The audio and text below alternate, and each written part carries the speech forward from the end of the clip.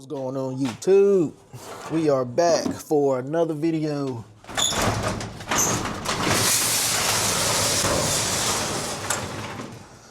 Of working on the 1981 LS Swap box Caprice. So people have been telling me that I haven't been doing a good job of telling people to subscribe to the channel and like the video. So if you could like the video and subscribe to the channel, I would greatly appreciate it. That helps my content reach more people, get viewed more, and then maybe one day I can get some more money and give y'all more videos more often. But for those not familiar, this 81 Caprice was owned by my great-grandfather. It sat for 12 years in his daughter's, my grandma's backyard. And for the last few months, I've been LS swapping it. So it's a 328,000 mile motor out of a 2002 GMC Yukon. It does have the 4L60 transmission in there. And today, what I want to do is try to get the wiring and stuff done. I need to get the starter installed, get the starter hooked up, get the crank sensor hooked up. I want to get the wiring on the motor finished up today. And then after that, I'm going to come over to the stock side of the Caprice harness, and I want to figure out what wires I need. There's going to be a starter wire. There's going to be a 12-volt hot key on all the time, which is going to power the ECU.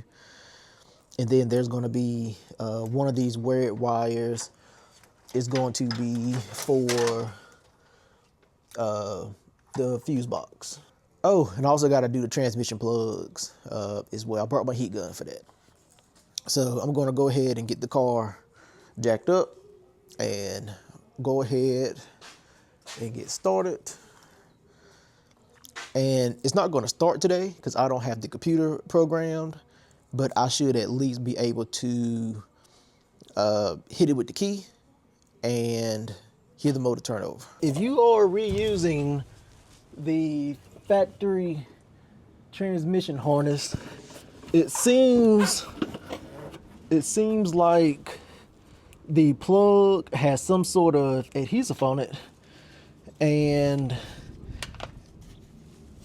that adhesive, I suppose, needs to be heated up to soften it up, and I guess it's for waterproofing or whatever. But these two plugs over here, so the plug won't go in, or wouldn't go in the last time because of that. So I got my heat gun. You can kind of see it there. So I got my heat gun. I'm going to heat this up, heat it up a little bit, see if I can get that adhesive to soften up a little bit so I can actually get the transmission gear selector and safety neutral switch plugs in there, and then we should be good to go on this side.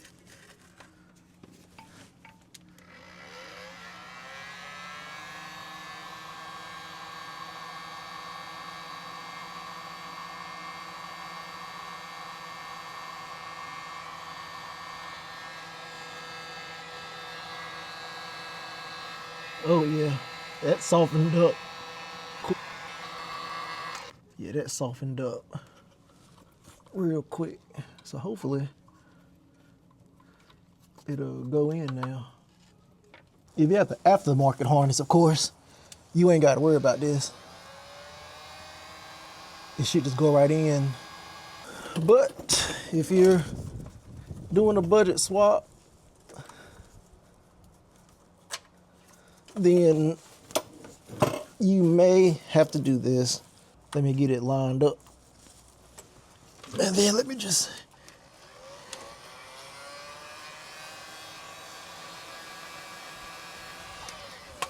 And it seems like that glue, that adhesive or whatever, doesn't take a lot to get it to soften up. All right. I fought that for a long time. Last time, I think I broke my clip on that one. So trying to put this in ain't gonna help nothing. But yeah, so yeah, if you're using the OEM harness, you're gonna need to soften that up to get it to clip back in. Now let's move over to the starter and the starter wires and the crank sensor, and let's get that installed. If y'all been watching anything that I work on, I hate putting dirty stuff back on because then next time I touch it's gonna be greasy. And plus, if I put it on dirty, I don't know if something else is leaking. So I'm gonna clean this up, and when we come back, we gonna be putting it on the car. Got the starter installed. Boom. Starter in there, factory little plastic cover. I'm gonna need, well, for y'all that watched my wire and harness video, this is why I wrapped the starter trigger wire and the crank sensor wire in this like heat resistant reflective tape, because it literally runs right by the exhaust manifold. Now I'm gonna have to take this harness. So the factory harness runs from the front, and I see why now. So that actually pulls it towards the front, but I ran it behind the block down by the transmission tunnel. So I'm gonna need to take this harness and put a zip tie on it. Maybe put a hole in this plastic or find something to put a zip tie around to pull this away. And that way to give it an air gap between the headers and my crank sensor. Nothing that concerns me can ever go the way that everybody else stuff goes. So everybody else will have, coming off the bulkhead, will have a red, a pink, and a purple, which will be your battery, or like your fuse box, ignition, and then key start, right? I guess this car had cruise control on it, and I guess a lot of cars don't have cruise control on it. Why a base model manual window, manual door lock Caprice would have cruise control as an option, I don't know. But it has this little fuse panel here that I don't think has ever had fuses in it. Or I don't even know it even needs fuses, to be honest with you.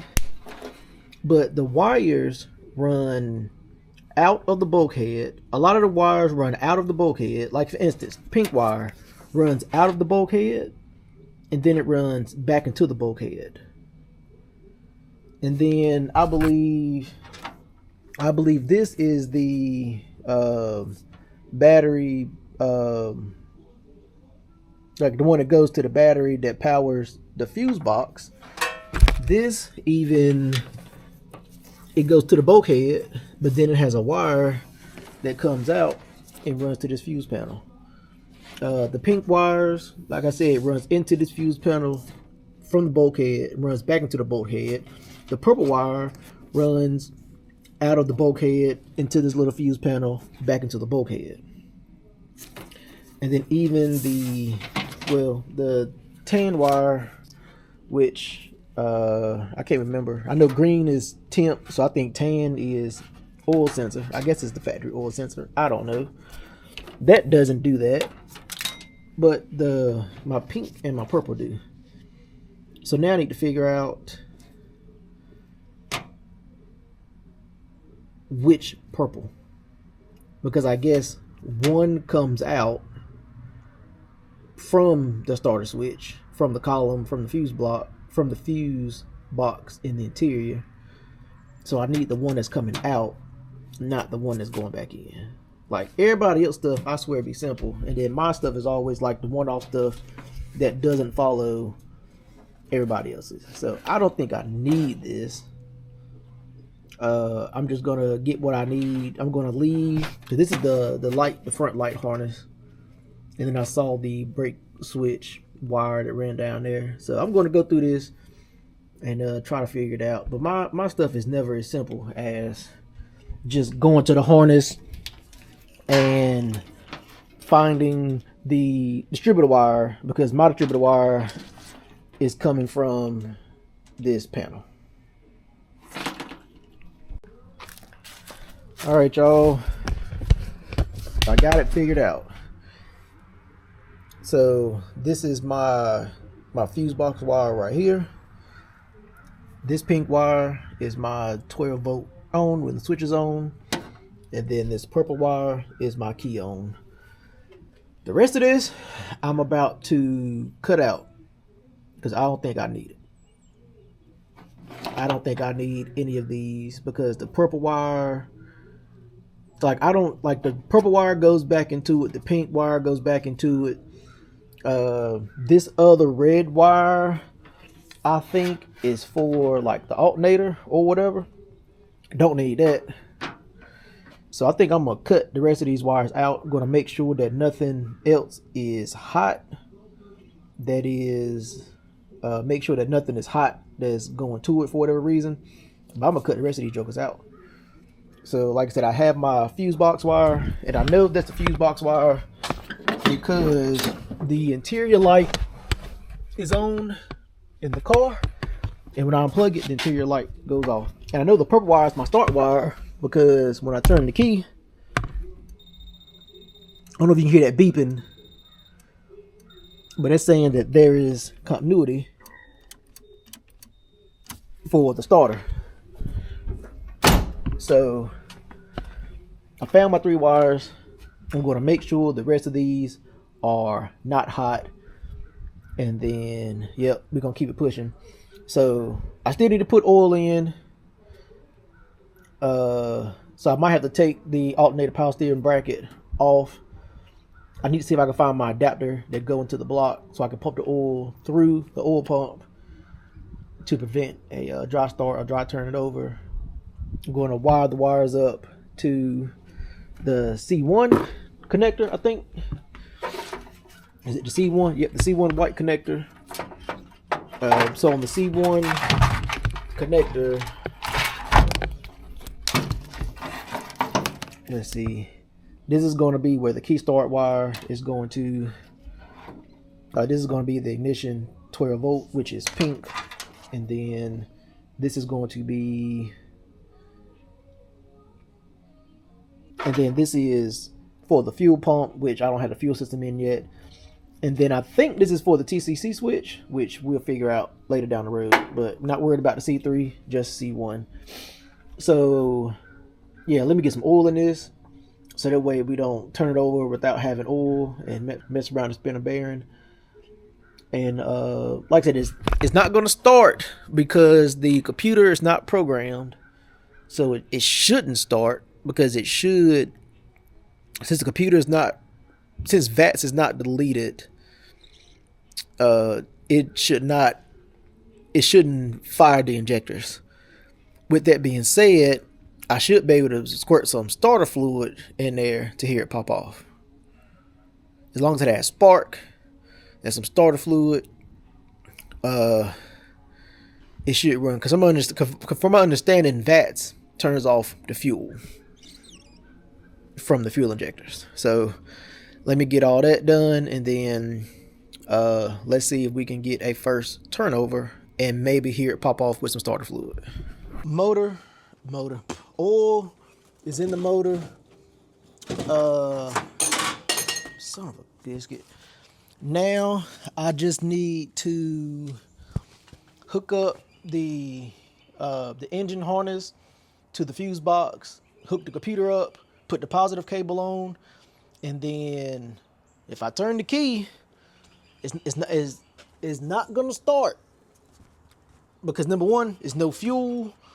Number two, the VATS has not been turned off. So let me do all that real quick, and then when I hit the key, the motor should at least turn over.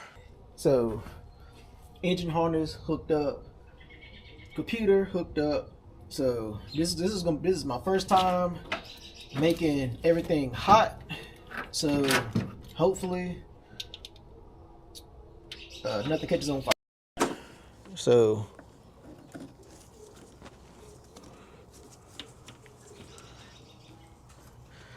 all right, so everything is hot right now.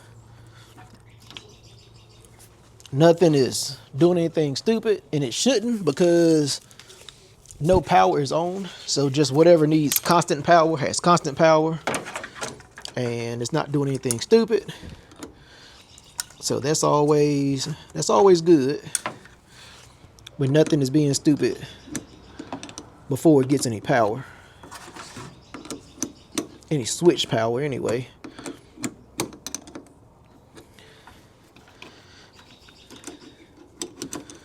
So I'm gonna go in here. I'm gonna put the key just on accessory, not start yet, and just make sure everything is still good. Hold on, I don't have lights.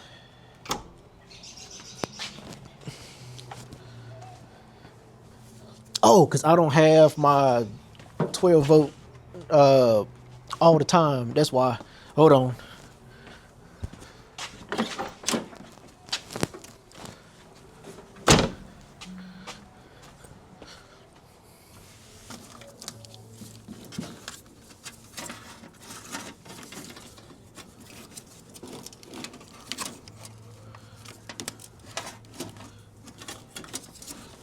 All right, I got it wired directly to the ignition from the battery. So let's see. Unless I hear something clicking, but I don't hear anything doing anything else. All right, what's going on? Like I said, I don't have time to troubleshoot today, but I hear something clicking. I hear the relay clicking, but the motor's not turning over. I have the power harness ran to the battery. I have the grounds. Everything should be hooked up the way it needs to be hooked up. But so with the security, will the security not allow the motor to turn over at all? Because if VATs won't allow it to turn over at all, then that's my problem.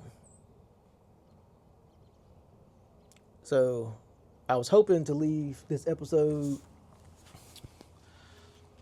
With the motor turning over, but if the VATs will not allow the motor to turn over at all, then that's my problem, because I can hear the relay clicking. It just won't, the motor won't turn over.